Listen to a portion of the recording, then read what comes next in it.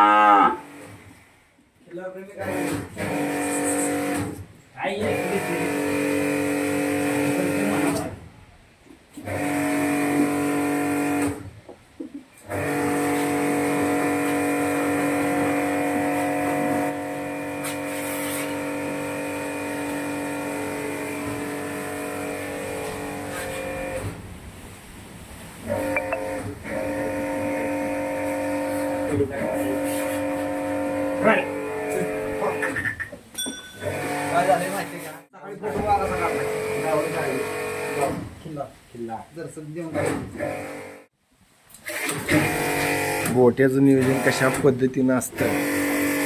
ते वाळका चारा बैलांना गुरांना खाता आला पाहिजे अशा पद्धतीची चांगली दावण बैलांच्या गायांच्या किंवा खोंड असेल सर्व गुरांच्या खाली चांगल्या पद्धतीचा असा खोबा त्याचं पाणी व्यवस्थित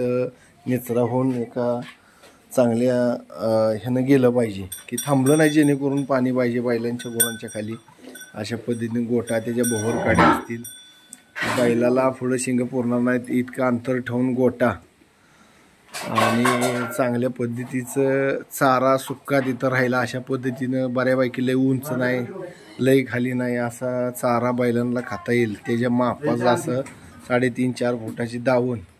चांगल्या पद्धतीची ही जाळी मारून घेतली की उन्हाळ्याच्या दृष्टीनं वारं ऊन जास्त प्रमाणात असलं तरी वारं यावं त्या दृष्टीने ही जाळी ह्या दिवसात आता गार लागू नये म्हणून त्यांना जाळी बाहेरनं बांधलेली पिवळी शेडला ती काढतात उन्हाळ्यात की वारं जेणेकरून बैलांना चांगलं यावं शेवळ कशा पद्धतीने ठेवली बैलाची खोरं कुठं ठेवले शेणाची पाटी कशा पद्धतीने ठेवली ही शेतकरी नेहमी त्याच्या गोष्टी चांगल्या अंमलात आणत असतो